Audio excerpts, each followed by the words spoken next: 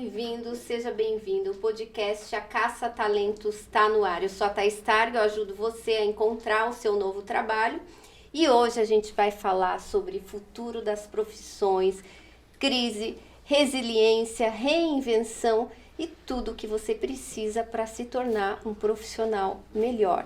Trago o meu convidado super especial, Renato Casagrande. E aí, Renato, que bom ter você aqui.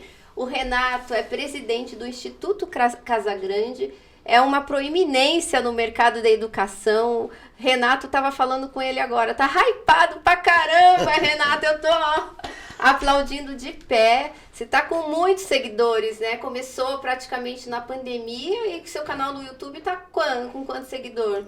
Tá com 185, a gente vai para 200 mil daqui a pouquinho. Sim, o público super engajado. Isso que não é fácil, o seguidor, para uma área que é mais séria, né? Porque quando você vai pegar um assunto, moda, culinária, estilo de vida, fitness que atinge a todos, mas quando você pega uma área mais segmentada e mais séria, porque a educação ela tende a ser mais sisuda, né? Não é tão fácil. Sim. Mas a gente conseguiu mostrar que é possível sim, a gente vai chegar a 1 milhão, viu? Então estamos correndo aí. E Renato, já entrando no tema, o que você tem observado no mercado? A pandemia veio, revirou a educação aí de cabeça para baixo, foi um dos segmentos assim que mais foi modificado pela pandemia. Como que você está vendo esse... A gente até não gosta de falar novo normal, né? Mas essa nova realidade agora no pós-pandemia, falando de educação, de mercado de trabalho, de carreira. Qual que é a sua visão sobre isso? Primeiro tem que agradecer você e todos os teus seguidores, que eu sei que é um grupo enorme, pelo convite.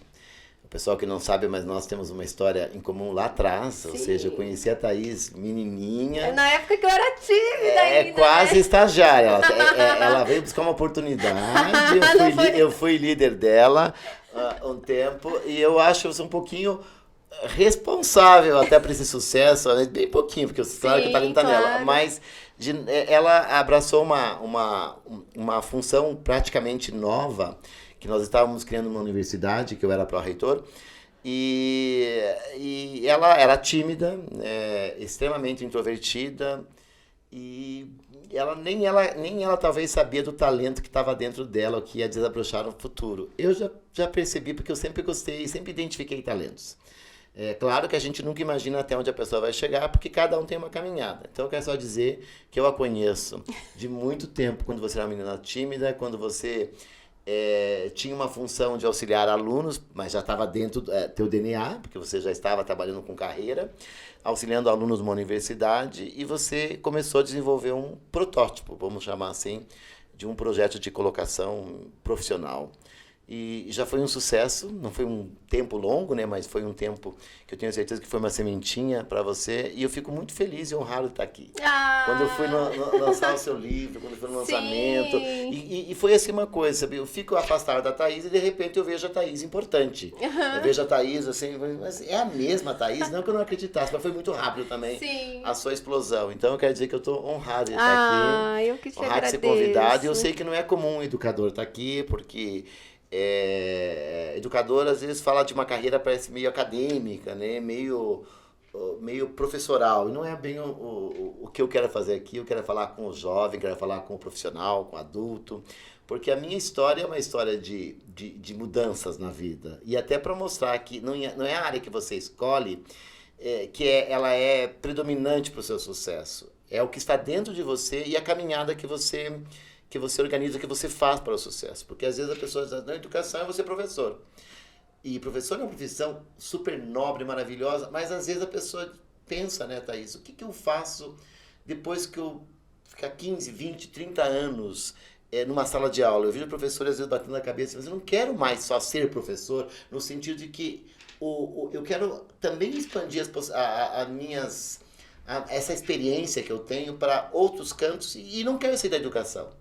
Então, eu trabalhei 30 anos como professor, por exemplo, e o que eu posso fazer agora? Eu vou me aposentar, às vezes eu não tenho mais a voz, eu não tenho mais aquela energia para estar numa sala de aula, que você sabe que é uma atividade extremamente que exige não só uma competência no sentido conhecimento, de um desgaste emocional, mas um desgaste físico também, de voz, de ficar o tempo inteiro quase em pé. Então, as pessoas às vezes acham que o sucesso está atrelado a quem faz administração, a quem faz marketing, a quem faz publicidade, e não é. Então, a gente pode bater um papo também sobre isso, que em qualquer área que você atue, você tem possibilidade de almejar uma carreira diferente e mudar em função das suas fases, em função das fases da vida. Então, só para inclusive para dizer o seguinte, que você é um exemplo para mim. Eu fico muito contente quando eu vejo pessoas mais novas, pessoas que eu vi sementinhas. Eu me senti hoje honrado estar aqui.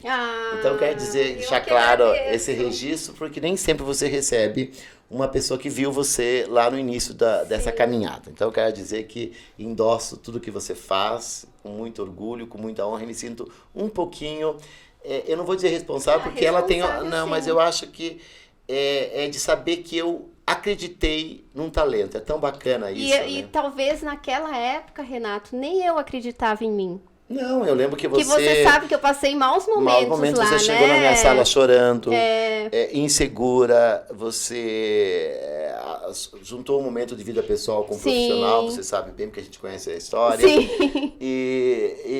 Mas eu lembro que quando você pediu para sair, que você queria, você não sabia para onde você ia, mas você sabia que aquele momento tinha vencido aquela etapa. Sim. E eu falei que você estava saindo com as portas abertas, porque você tinha feito um trabalho lindo, mas eu também ia entender, e você justificou o teu lado pessoal. Sim. E que eu lembro muito bem, né, das suas histórias. Nossa, e olha, veja que coisa.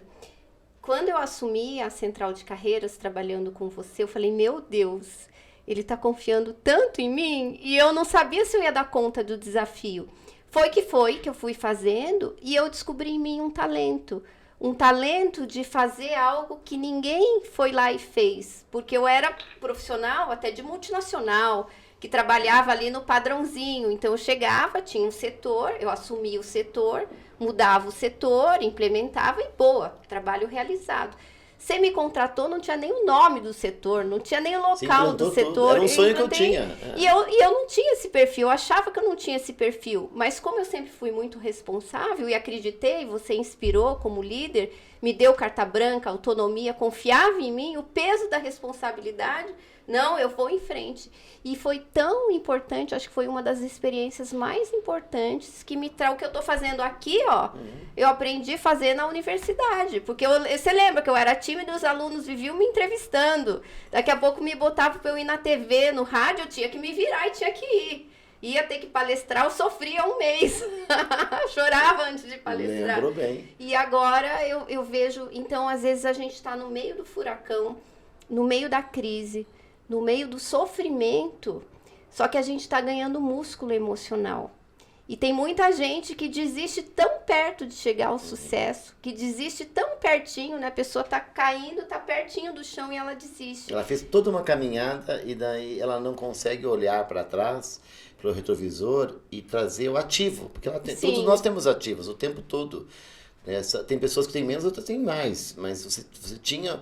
E o teu tempo não foi grande, como eu falei, mas foi fundamental, tanto para você como também para o projeto que depois cresceu. Você sabe muito bem disso, as pessoas que sucederam você nessa caminhada também foram bem exitosas. Sim. E o projeto foi exitoso. E eu também estava iniciando aquela função. Então, eu estava num momento de insegurança sem poder passar aquela insegurança. E quando eu trouxe você de outro local, né, também com minhas inseguranças, ou nem dizendo que testando, mas acreditando que você poderia colocar em prática um sonho que eu tinha, porque eu via uma universidade extremamente fechada, muito acadêmica, e eu queria abri-la.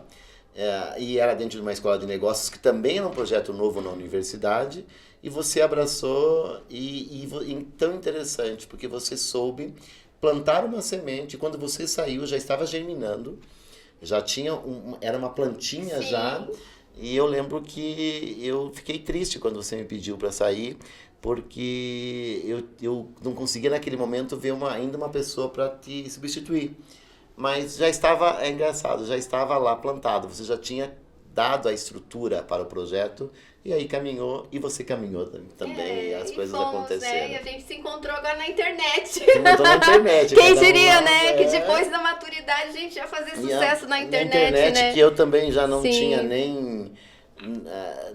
Eu sempre me senti um pouco analógico, né? Porque eu escolhi a área de humanas, então sempre o meu irmão é mais tecnológico, então sempre eu costumo dizer que o educador, ele é meio retardatário no sentido de retardar as coisas.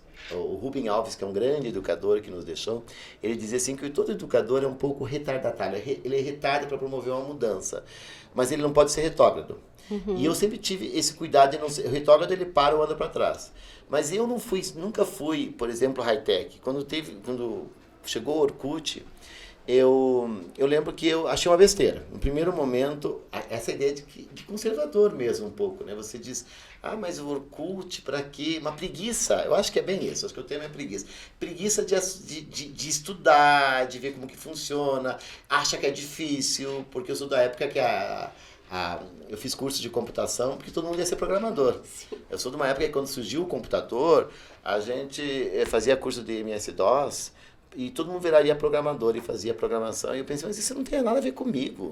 Eu sou um cara que eu gosto de relacionamento, de estratégia, e aí de repente estava lá fazendo cursinho de programação, mas computador vai ser isso. Eu não conseguia ver futuro.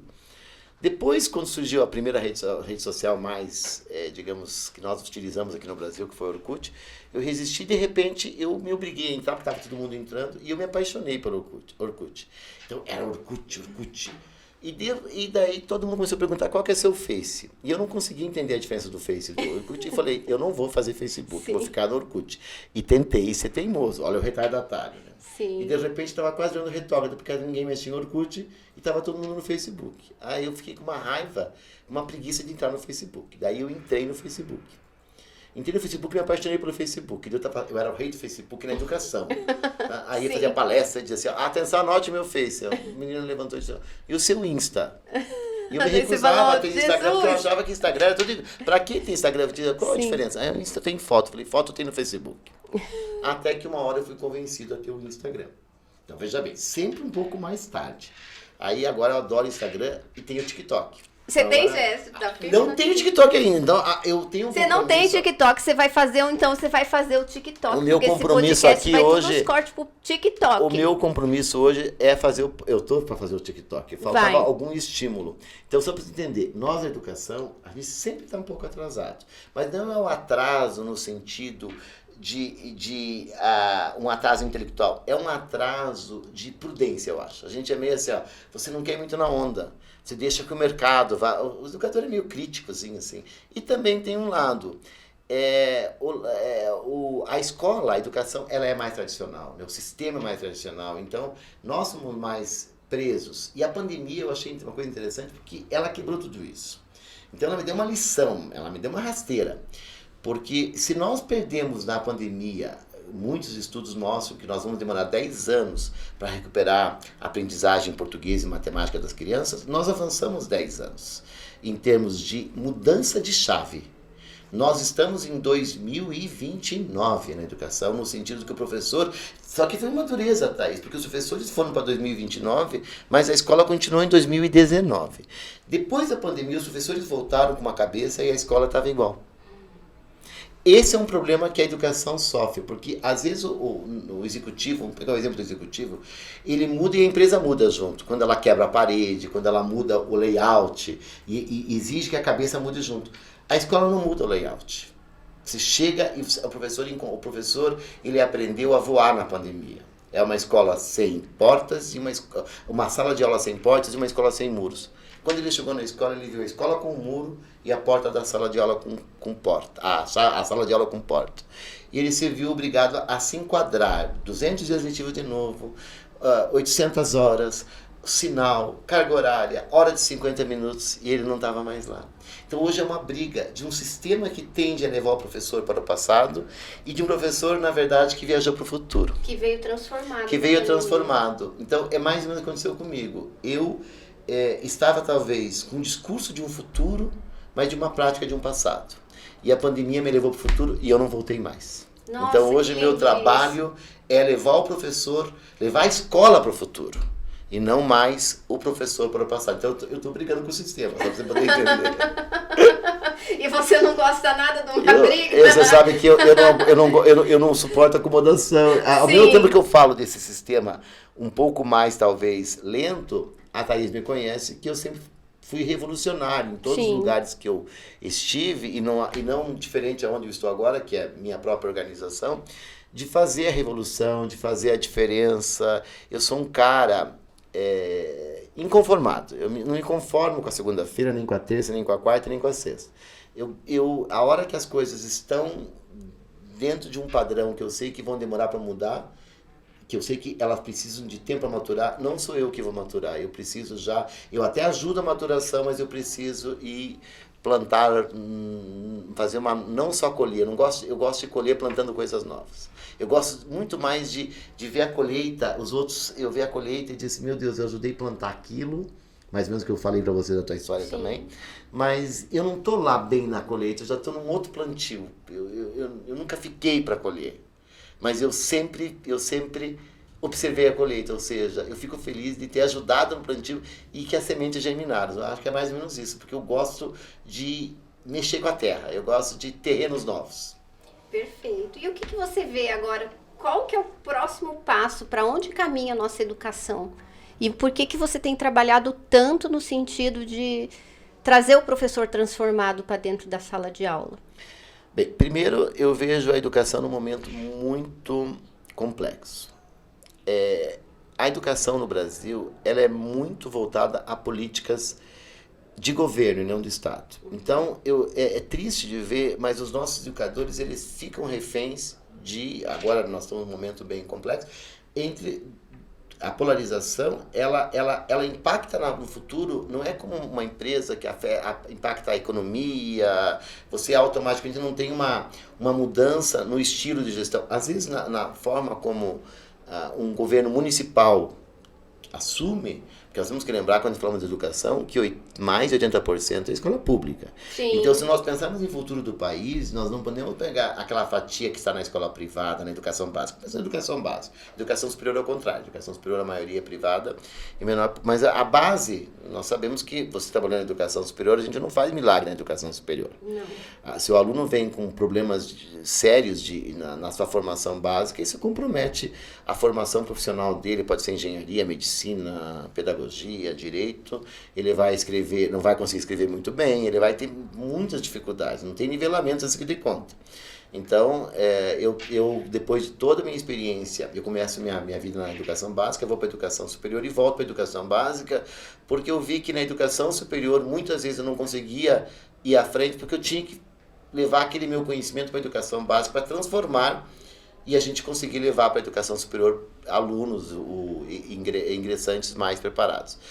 Hoje eu diria o seguinte, que a educação, então, ela vive um dilema, porque ela está muito atrelada ainda ao político, mas não à política institucional, à política partidária, e ainda mais num momento de polarização como nós estamos, né, esquerda, direita, ela sofre esse impacto. E tudo isso, é claro que a educação ela é um terreno fértil para os políticos, porque é a formação de cidadãos da massa futura. Então, se você conseguir cooptar a mente desse indivíduo, você está projetando a sua ideologia ou está plantando a sua ideologia com relação às gerações futuras. Então, a educação ela vive esse drama, ela vive o drama da própria revolução tecnológica, que ela tem uma dificuldade enorme de assimilar, e todos os problemas sociais. Porque talvez é interessante falar com as pessoas que estão aqui, que não é da educação, eu adoro falar para quem não é da educação, porque às vezes a gente é só influenciado por uma mídia ou apenas por recortes, né? Mas o pessoal às vezes fala muito da escola do passado, a escola que eu estudei numa escola pública de qualidade, uma escola pública que era muito mais, que talvez se tivesse hoje Enem, IDEB, esses indicadores que na época não tínhamos, com certeza nossos indicadores seriam muito maiores do que o de hoje. Mas era uma escola extremamente excludente e segregadora. Eu costumo contar a história do meu pai. O meu pai ele completou até o 4º ano do ensino fundamental, não porque ele quis, porque ele morava no interior do Rio Grande do Sul, porque não tinha escola para ele. Ele morava na zona rural. Então, não é como hoje que nós temos uma escola na zona rural, temos o prefeito é obrigado a ter um transporte para levar as crianças até a zona urbana, a cidade. Naquela época, não. As crianças que moravam na zona rural eram condenadas a ficarem, completarem o 4º ano e pararem. Quem morava em cidade pequena, como eu morei numa cidade do interior pequena, a minha cidade não tinha um curso preparatório para um vestibular universal. Ou fazia contabilidade ou fazia magistério. Eu só estou aqui, talvez, porque minha mãe foi professora e me levava para uma outra cidade, quer dizer, pagava um transporte para ir para uma outra cidade para eu fazer um curso preparatório para uma universidade, para que eu não ficasse condenada a fazer um curso técnico, como a maioria dos meus colegas ficou.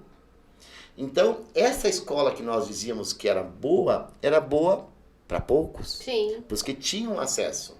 Para o interior, inclusive, muitos jovens iam para o seminário, e acho que o jovem fingia que tinha vocação, o pai fingia que o filho tinha vocação, e até o padre fingia que a criança tinha vocação, porque era interesse de todos, porque o pai ajudava o seminário, e daí você entravam 100 crianças, você formava, um conseguia ser sacerdote. O índice de sucesso era muito pequeno, porque era uma forma da criança poder fazer um ensino médio universal.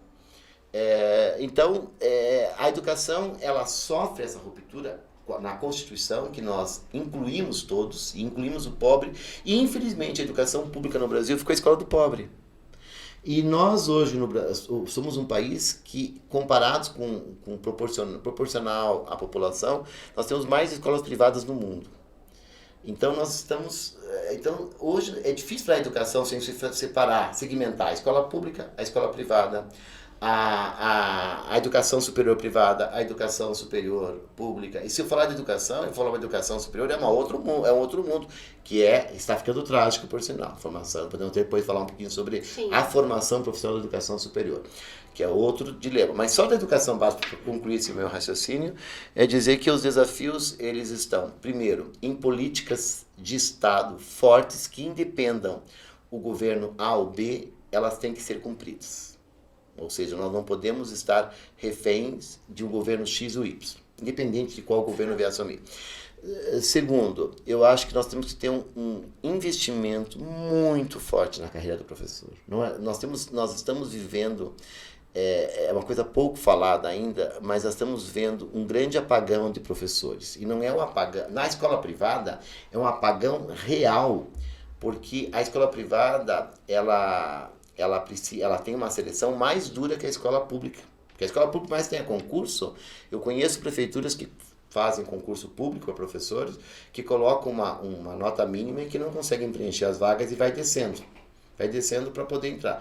Na escola privada, você tem mais flexibilidade, então você não está amarrado a um concurso no dia X, Y e que tem que fechar aquelas vagas. Você não conseguiu fechar hoje a vaga, você contrata amanhã, você demite, você troca. E eu converso com muitos gestores de escolas privadas que não estão encontrando professores mais. Sério, Renato? Professores preparados, cada vez nós temos menos professores. Todos os níveis? Todos os níveis. Nós estamos vivendo um futuro apagão de ficar em 2, 3 meses numa vaga aberta e não conseguir passar numa seleção. Eu vou dar um exemplo. Uma empresa, como que nós estamos com um nível de formação de professores ruim? Uma empresa foi fazer uma seleção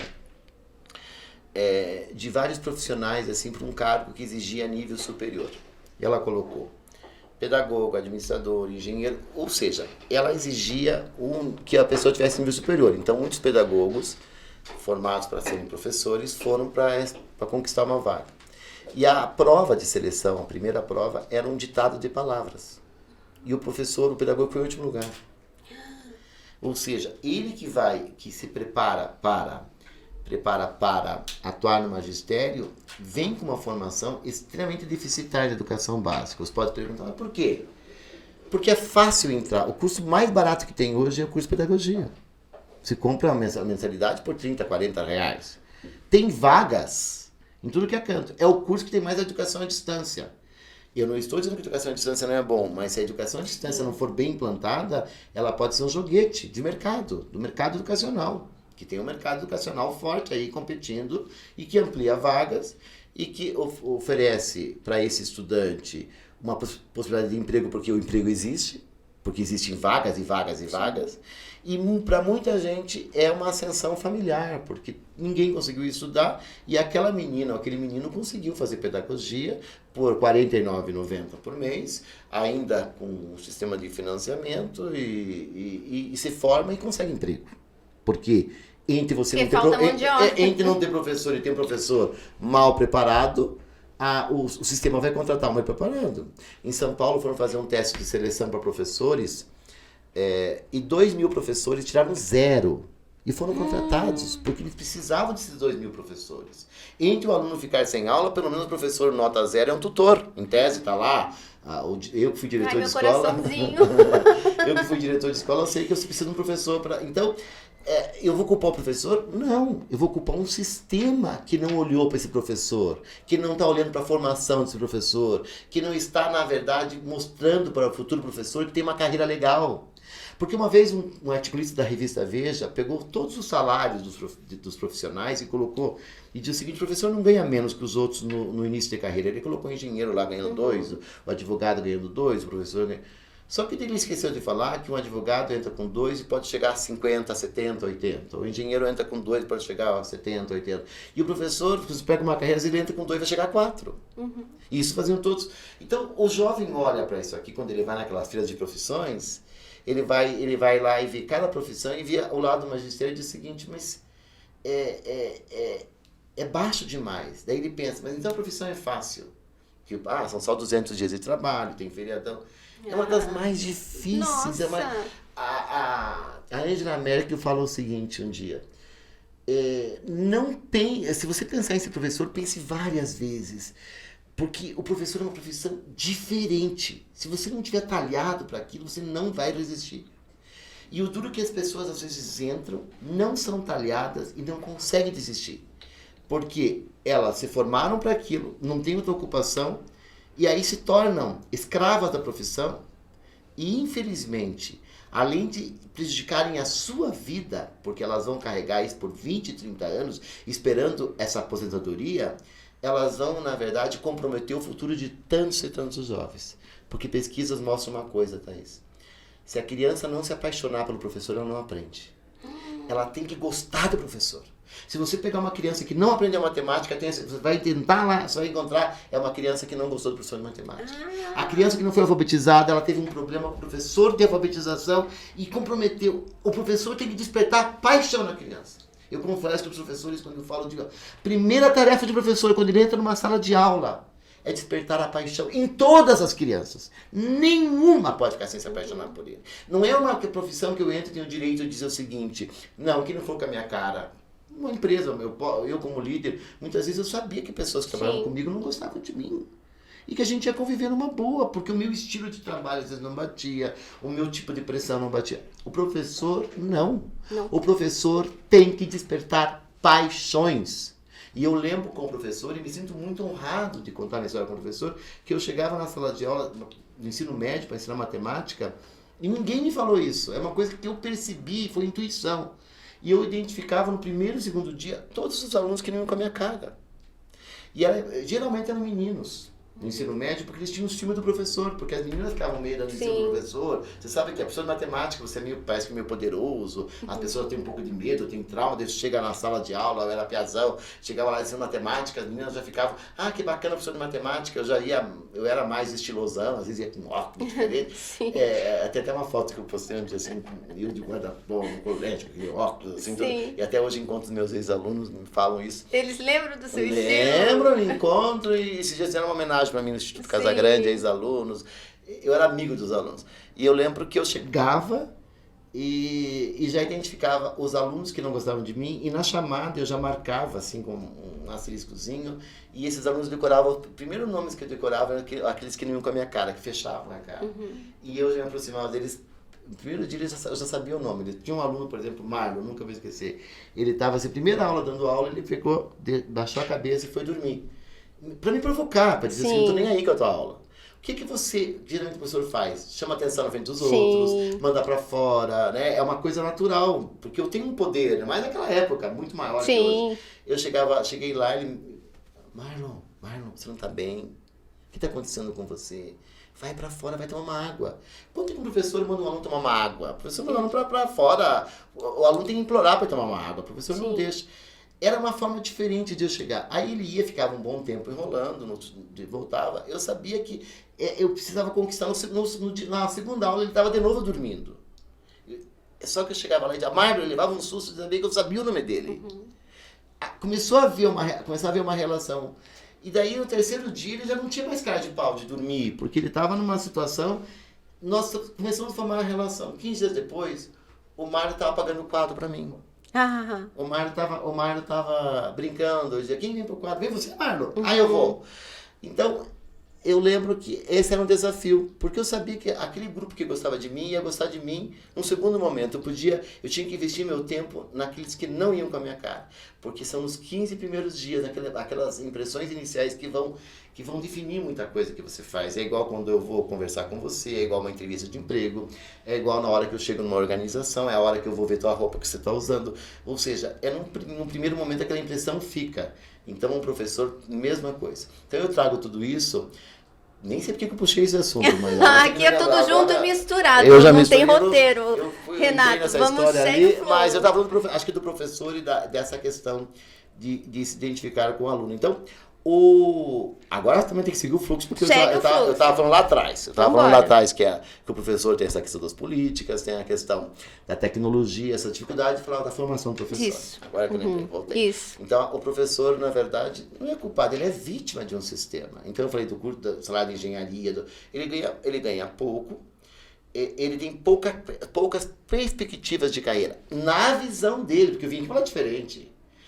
Na visão que é passada para o professor, o que a grande maioria vê. A educação é uma das áreas mais promissoras que nós temos no país. Ninguém fala em futuro sem falar em educação. Não sei se você vai lembrar, mas até uns 15, 20 anos ninguém falava em educação.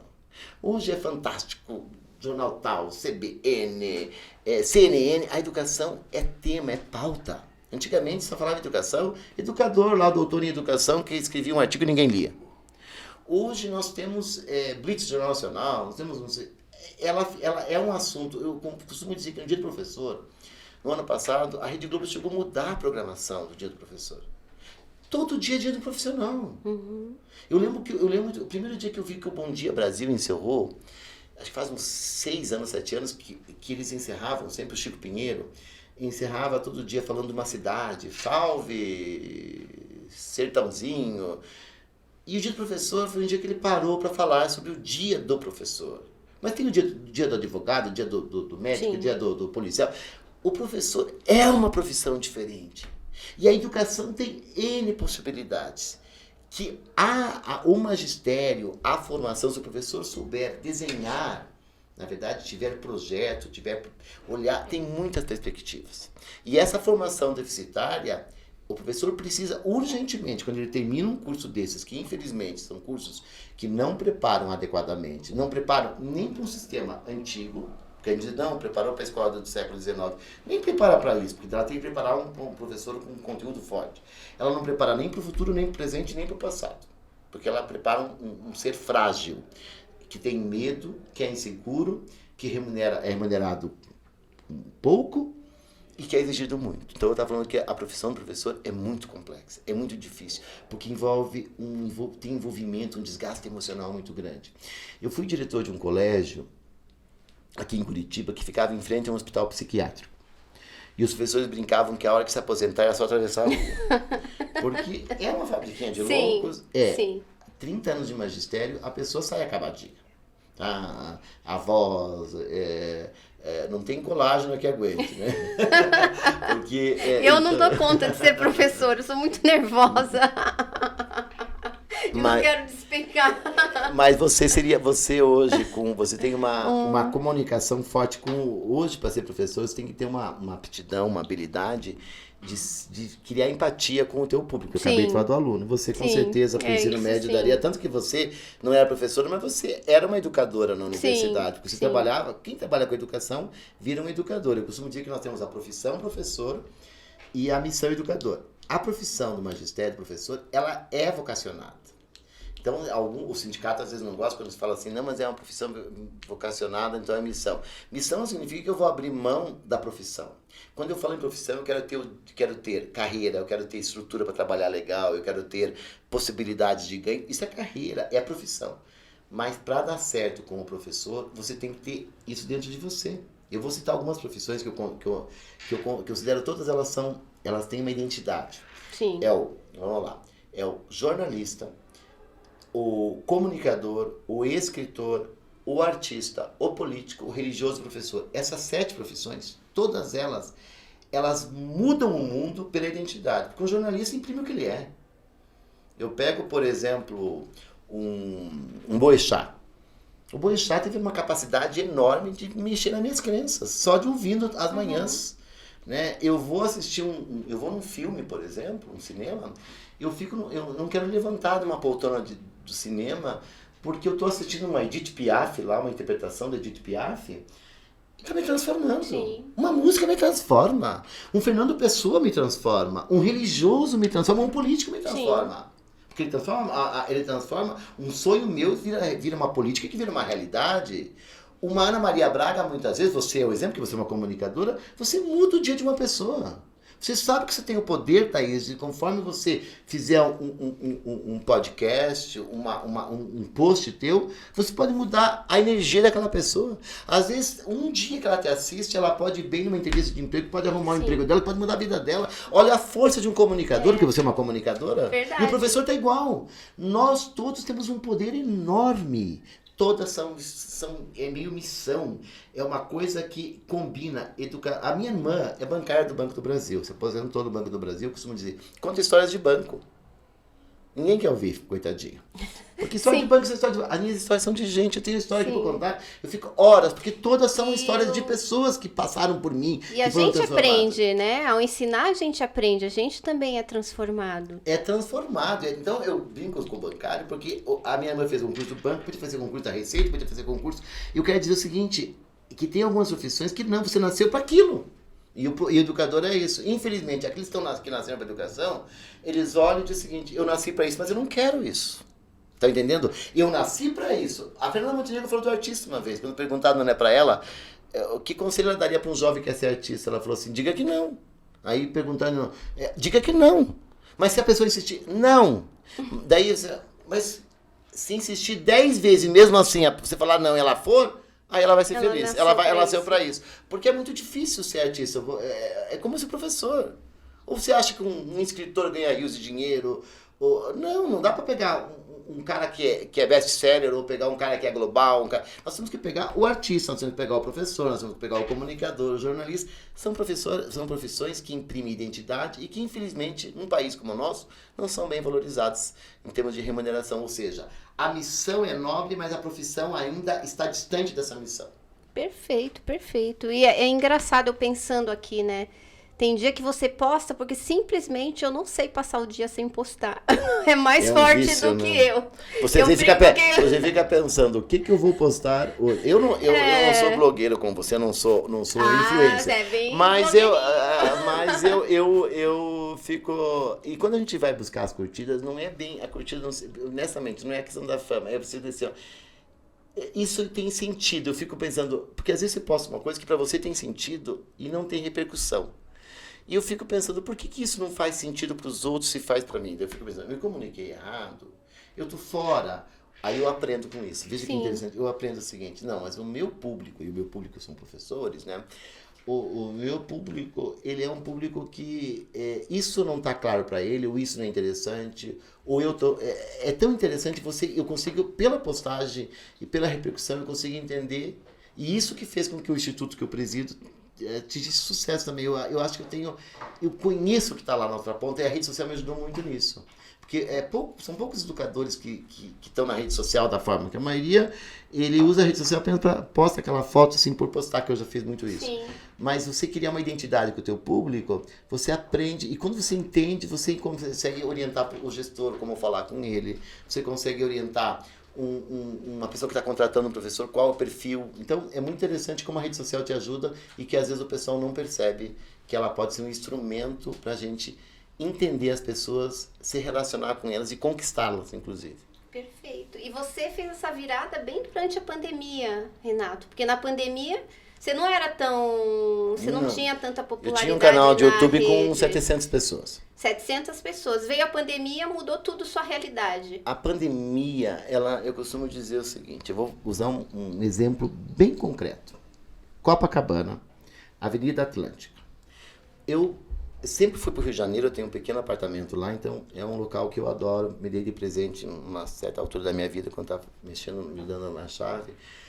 E eu então conheço bem aquela Avenida Atlântica, e eu passava assim, olhava aqueles restaurantes que tem 60 anos, 70 anos, cheios de turistas, não sei o quê, tá, aquela coisa que ninguém exigia mudança, que parece que os turistas estão já programados para ir lá. Sim. Eu via aquela música ao vivo, aqueles garçons que não estavam antenados com o novo.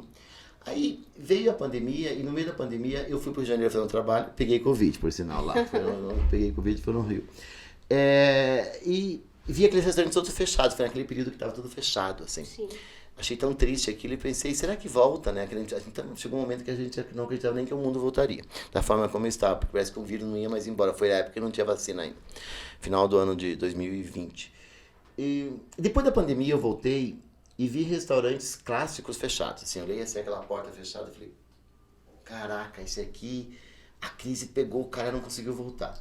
Aí vi um outro logo em seguida, aberto do jeito que ele estava. Ou seja, ele conseguiu ser resiliente, mas resiliência num período de mudança não é sinal de sucesso, porque você volta para o estado que você estava. Ele voltou em 2019, ele fechou e abriu, não tinha quase ninguém. Aí eu vou para um outro restaurante do lado, totalmente novo, que a gente chama de antifrágil, né? É aquele que, na verdade, não voltou como estava, ele voltou para um mundo novo. Que chama-se antifrágil. É aquele que, na verdade, é mais que o resiliente. Porque a resiliência, você recebe uma força, né, que vem da física, e volta ao estado natural. Mas o estado natural é 2019. Nós não estamos em 2019, nós voltamos para 2022, as pessoas vieram diferentes. E aquele que teve uma roupagem nova, ele está cheio. Então, eu fiquei pensando, fazendo essa metáfora dos restaurantes, né, do que fechou, que a crise matou, aquele que voltou e achou que estava tudo igual e não estava, e aquele que veio diferente. Falo muito para o professor isso. O profissional é igual. O profissional, alguns, quando vem uma crise, eles não se permitem analisar essa trajetória, o que eles tinham de estofo para poder lidar com a crise, então eles são sufocados por ela. Tem aqueles que resistem e voltam ao estado natural. O estado natural, ele só funcionou para aquele período que você estava, porque não existe mais nada, não existe mais um tempo de acomodação. A mudança, ela é muito forte. Então, o antifrágil é aquele profissional que não só torna-se resiliente, mas ele volta com uma mola, né? Ele volta muito mais. Ele imprimiu, ele voltou para... Não, ele volta, ele imprimiu uma força muito maior para ter capacidade de ir além do que ele estava. E eu acho que foi isso que a pandemia fez comigo, com a equipe do nosso instituto, porque quando eu saí naquela sexta-feira que estava praticamente fechando todos os shoppings, eu saí chorando do meu escritório porque eu tinha uma agenda totalmente física. Sabe, um ano de sucesso, eu tinha compromissos, eu acho que eu parecia cantor de show, assim, eu tinha palestras todos os dias em tudo que canto, a empresa que até então a gente estava mudando de nome, você vê o que é, era Aliança, estava no Instituto Casagrande por causa dessa identidade que eu havia criado com o próprio sobrenome, então nós estávamos assim numa organização de marca, estávamos preparados para a mudança, senão eu sempre costumo dizer que você tem que estar, na verdade, em processo de mudança. Só que esse processo de mudança estava ali se desenhando, talvez demoraria muito mais. Quando veio a pandemia e nós fechamos, primeira semana todo mundo só comeu. A gente aproveitou, porque estava a academia fechada, nem fez a consciência, não tinha nem peso na consciência, porque a gente ficou um tempo sem que colocar uma roupa que ia apertar, porque só era moletom, e moletom cabe tudo. Então a gente ficou à vontade, né? Todo mundo vendo culinária, você não tem casamento no país, você não tem festa, você não tem nada, não vai sair de casa, e a gente naquela ansiedade louca, então todo mundo comeu, engordou. E eu ficava pensando o seguinte, não pode ser só comer e engordar, né? Ou olhar no primeiro momento da pandemia, foi uma tragédia na Itália. E eu olhei e disse, mas o que vai acontecer com o mundo, né? Aonde vai? E eu lembro que eu liguei para Passou 15 dias, 20 dias, assim, eu tava desesperado, né? Sim, As daí escolas já não tinham tava voltado, tão... não tava mais, porque eu sou um cara, eu não conseguia ficar dentro de casa, tinha que Sim. ficar dentro de casa, então minha mente não vai, o meu corpo ficou em casa, mas minha mente não vai ficar. E aí que eu comecei a entender que a minha mente podia viajar e a internet me ajudaria. E eu lembro que eu liguei para diretora da BET Brasil, que é o maior congresso, maior feira de educação da América Latina, eu tinha uma relação, ia fazer uma palestra em maio lá, e uma palestra magna que tinha sido escolhido, e eu liguei e falei assim, ó, vamos fazer uma live de educação, uma coisa diferente, não sei o que lá. E eu vi que ela ficou pé assim, vamos fazer juntos, não sei o que. E eu me preparei para aquela live e fui lá e falei que a escola não voltaria antes de julho. Eu quase apanhei, porque imagina, escola particular, precisa de receita. E eu falei, gente, não volta. E por quê? Porque eu estava estudando, me preparei. Então não é só ganhar o microfone. Eu ganhei um espaço. Eu ganhei um espaço nobre, um canal nobre, porque eles tinham, imagina, a maior feira de educação me dá um espaço, fazer a primeira live comigo. Sim. Que eu me ofereci para fazer. Eu não fiquei esperando me convidar. A ideia foi sua. A ideia foi minha, fui lá, me ofereci para fazer, me preparei e fui estudar o que estava vendo. É a pandemia, eu comecei a estudar que a pandemia, a educação seria uma das últimas áreas a voltar.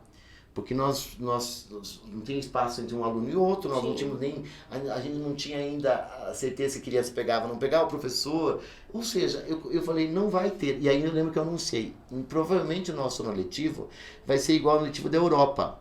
Nós vamos começar, Estados Unidos, que começa sempre em agosto, setembro, né? Eles começam as férias deles de verão lá, Sim. As férias longas são no metade do ano. Então o ano letivo deles não coincide com o ano civil. E no Brasil a gente tem até uma felicidade, coincide, termina Sim. o ano e termina o ano letivo. Lá não, lá interrompe no meio. E eu até pensei assim, nós vamos suspender as aulas, porque a gente falava ensino remoto no início. Gente, nunca nem pensava que ia ser possível. Como que uma escola faz ensino remoto? Não tem nunca estrutura, né? Só Sim. educação superior. Foi muito rápido o ensino remoto. Foi de uma semana para outra que o professor pegou o celular dele e foi dar aula. Então, no primeiro momento, a gente não pensava nisso. Foi em 15 dias isso aí. Eu estava falando que nós não íamos voltar. Então, o primeiro insight que eu tive é que não teria retorno. Isso eu acertei. Eu não acertei no primeiro momento o ensino remoto. Uhum. Mas quando terminou a live, eu falei, gente, esse negócio vai pegar. Te deu aquela coisa na alma, assim. Eu falei, isso é de graça. Sim. O professor tem celular, um aluno tem também, a gente vai reinventar isso aqui já.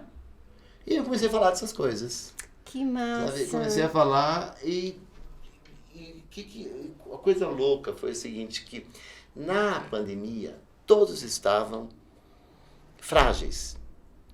E eu, quando fui organizar um congresso que era para ser para... Eu ia lançar um livro, era interessante. Eu tinha fechado na Livraria da Vila, lançaram um livro no mês de abril, que é o mês do meu aniversário, dia internacional. Eu nasci no dia da educação, dia da educação, dia 28 de abril. E eu queria lançar o livro dia 28 de abril, toda coisa, e a gente ia fazer um pequeno evento para lançar o livro com alguns educadores. E acabou o evento e eu pensei em organizar um evento online. Mas como eu começo a pensar numa coisa, eu comecei a pensar numa coisa maior, e maior, e maior. E nós, em julho, organizamos o maior congresso educacional do mundo. E quem que abriu o nosso congresso? E o nome do congresso era O Novo Tempo. E quem abriu o congresso? Ivan Lins. Eu não paguei nada para o Ivan Lins abrir o congresso, porque Ivan Lins estava à disposição. Porque as pessoas estavam... Aí eu descobri que eu consigo falar com o Ivan Lins pelo Instagram. A gente consegue com todo mundo hoje. Sim. E se você tiver um projeto bacana, você sensibiliza as pessoas. E se você pegar o momento que as pessoas estão mais sensibilizadas, como foi na pandemia, o Supla veio bater papo comigo. Só estou citando exemplo, né? Mas o Ivan Lins veio, a gente trouxe o Valcir Carrasco agora recentemente. Disso, Renato. O Valcir Carrasco recentemente veio aqui presencialmente lançar o livro dele e falou o seguinte, que ele vendeu mais livros no congresso que nós organizamos aqui em Curitiba do que na Bienal. Uhum. Então... O Valcir Carrasco já esteve 3 vezes comigo. Matheus Solano. Tudo na pandemia. Por quê? Porque nós acreditamos que era possível. Estavam preparados. Utilizamos aí o canal de YouTube. Quando nós lançamos esse evento, eu lembro que um dia antes, nosso evento era para ter 2.000 pessoas. Um dia antes tinha 80.000. E nós colocamos assim, lotamos um Maracanã. Eu nunca vou esquecer. Quando nós colocamos aquele post, lotamos um Maracanã, no dia seguinte tinha 160.000. Nós estávamos votando 2 Maracanãs. 10 países participando.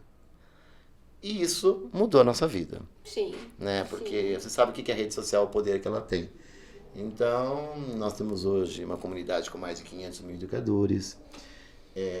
Aí implantamos pós-graduação, implantamos escola online e hoje nós somos,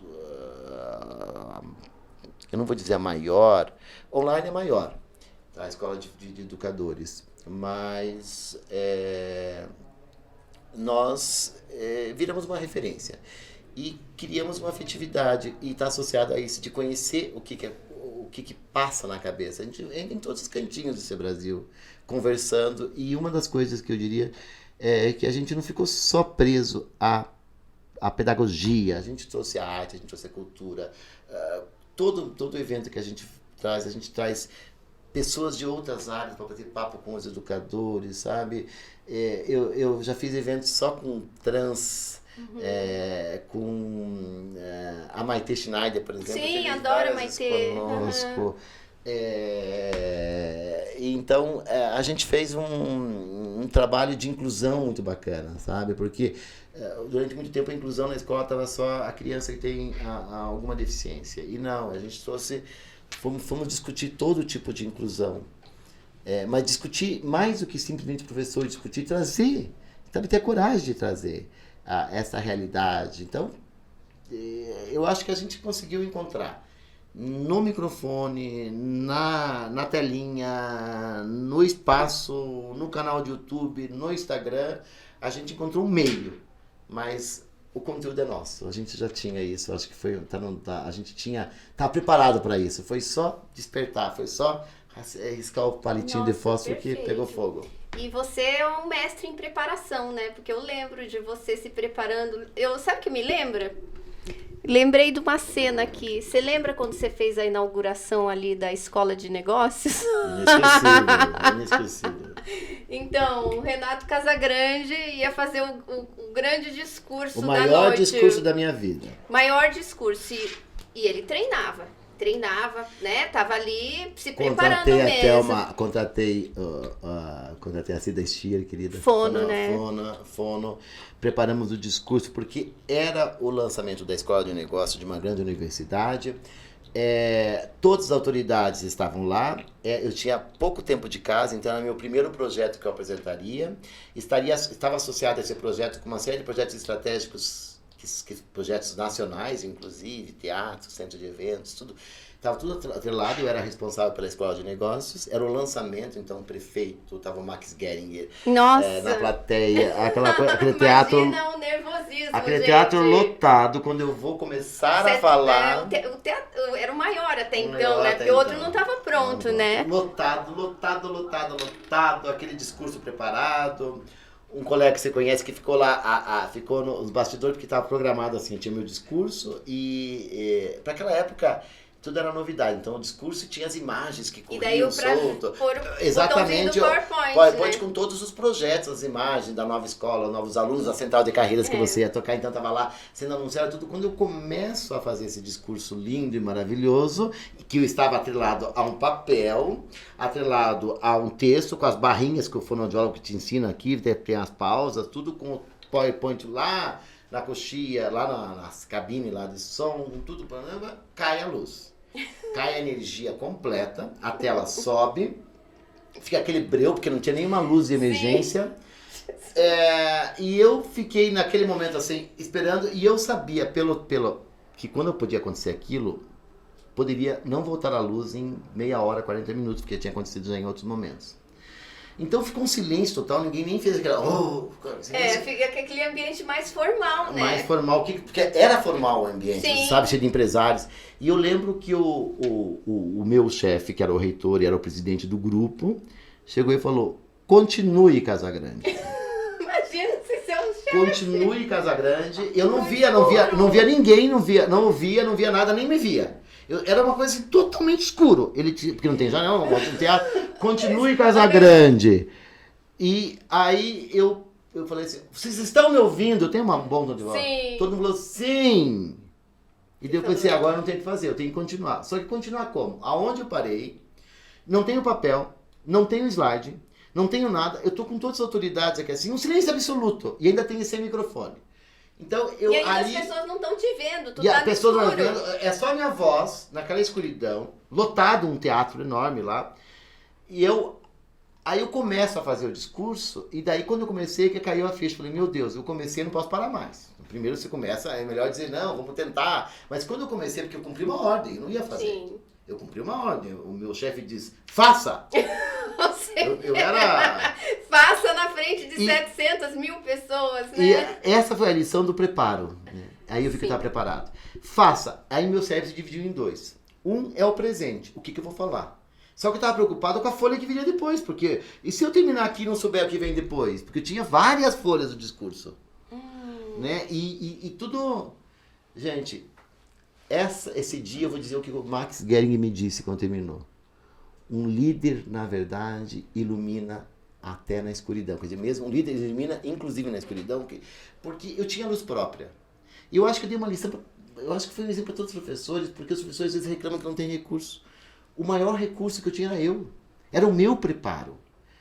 Você sabe que eu continuei o discurso, foi um dos melhores discursos que eu fiz na minha vida. Eu tava lá.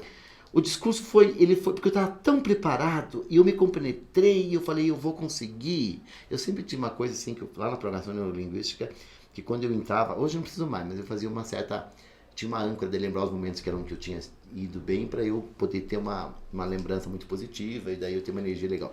Então eu tinha feito um bom trabalho também prévio no palco. Mas eu cheguei lá, eu pensei, é tudo ou nada agora. E eu lembro que eu comecei a fazer aquela fala, e na metade para frente do discurso a luz volta. Daí começou a descer a tela, começou foram ligando as luzes, e eu fiz de conta que não entra algum deles. Continuamos normalmente. A luz caiu, a luz voltou, aquilo foi voltando assim, e a pessoa que estava cuidando dessa projeção foi inteligentíssima, porque ela imediatamente ela pulou, e quando eu falei, e temos agora um novo laboratório, caiu a tela do laboratório, e o discurso começou com imagem, terminou com imagem, e no meio da escuridão estava eu. E eu lembro que foi a primeira vez que eu aprendi de pé. Sim. Tá? E foi um momento assim que eu sempre, porque tinha muita gente que torcia contra mim. Quando você entra numa função nova, você sabe muito bem que tem um grupo que torce com você, um grupo que torce contra, você acompanhou. E você entrou para fazer gestão da mudança. Para fazer uma gestão da mudança. Então, é claro que um grupo queria que caísse a luz. Então eu pensei, será que foi alguma sabotagem? Sim. Porque era o melhor momento. Alguns que não queriam aquela escola, porque aquela escola ia significar mudanças de padrão de comportamento, desligamentos, que houve, inclusive. Você sabe toda a história, você acompanhou os bastidores. Sim. Também. Então, eu pensei, houve sabotagem, mas não me adiantava se houve ou não houve sabotagem, se as pessoas torciam, porque eu tenho certeza que muitos estavam na plateia estavam vibrando por dentro. E agora, e até a história da agora José do Drummond, eu sou Renato José. E agora José, a luz apagou, a casa caiu, a noite Sim, chegou. Mas você ganhou muito respeito, né? E aquele Renato? momento. Agora eu só ganhei respeito por quê, Thaís? Porque eu estava preparado. Treino. Então, quando você tem um desafio, você tem que estar preparado. Para que você saiba que você tem que contar com todos os recursos físicos, mas se eles faltarem, você tem que contar com você mesmo. Sim, e eu, depois daquilo, várias vezes me aconteceu, de dar curso, por exemplo, e de dar um curso do dia todo, e eu chegar no curso, começar o curso. Olha que comecei a ligar o notebook, dar um curso com gestores. Eu vou te dizer onde que foi. Foi lá no Bom Jesus da Aldeia, mas não que era Bom Jesus, foi locado lá. Bom Jesus da Aldeia, que você sabe que fica retirado aqui de Curitiba, e aquele dia eu preparo um curso, coloco o notebook, não sei o que lá, esqueço de carregar o notebook, de colocar a fonte de energia, tá? Começa a apresentar, passou uma hora mais ou menos, cai a luz, cai a energia, e soubemos que não teria energia o dia todo. Eu fiquei sem nenhum recurso no notebook, tudo estava no notebook, nenhum recurso para eu ter uma pesquisa, um dia inteiro de curso, sem o PowerPoint, sem ajuda, com as pessoas que vieram do Brasil inteiro para esse curso. Era só eu, e nem o notebook, porque eu tinha esquecido de carregar, porque eu podia dizer o seguinte, ou seja, eu não tinha nenhum recurso a não ser o que eu tinha de preparo. E aí eu lembrei dos meus 30 anos de história de vida que a gente vai acumulando, e foi também um dos melhores cursos. Depois fui para Torres, lá em Rio Grande do Sul, começando a fazer uma fala, cai a luz, o prefeito começou a fazer uma fala na abertura, e estavam cancelando todo o evento, né? Porque não ia voltar a energia e não sei o que lá. E a pessoa, um auditório assim, não ia conseguir ouvir. Eu pensei, gente, eu viajei e vim até Torres, eu não vou embora. Eu pensei, vocês não vão conseguir me ouvir? Vocês estão me ouvindo? Mesma coisa. Então nós vamos. Só que ela não voltou à luz. Eu fiquei 1h30 falando sem Sim. luz. Já tá expert, né? Foi Nasceu. bacana você lembrar disso. Eu tinha até esquecido. Nossa. Bom, nossa, que episódio, hein? Tem muita história, com certeza vou te chamar mais vezes, porque tem muita história, muito conteúdo, queria te agradecer. E a gente sempre termina aqui o episódio com uma palavra, até pra gente ver quem veio até o final, né? Então, hashtag você que me diz essa palavra, Renato. Qual é a palavra que resume essa nossa conversa? Acho que é esperança, né? Hashtag esperança pra você. Gostou desse episódio? Comenta aqui embaixo, diz o que você achou. A gente vai marcar aqui o Renato, as redes sociais dele também, a gente te manda nos comentários. Lembrando que esse episódio, esse podcast é patrocinado pela Targa Carreira e Recolocação. E a gente tem toda semana um episódio novo. Espero que você tenha gostado. Gratidão. Renato, até a próxima. Adorei. Só reforçar a esperança, porque a gente na educação usa muito esse termo, é bom que talvez o pessoal que não seja da educação entender. Foi criado um verbo na educação, esperançar. Né? E esperançar, segundo Paulo Freire, não é esperar, porque a gente tem às vezes esperança, eu fico esperando que as coisas aconteçam.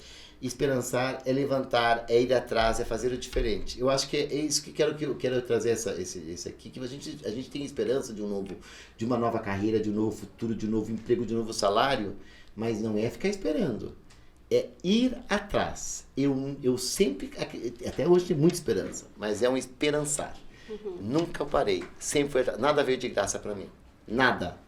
E então eu quero dizer pra vocês, esse é o conselho, esperancem, mas esperancem indo atrás. Perfeito. Um beijo pra você e até o nosso próximo episódio. Tchau, tchau.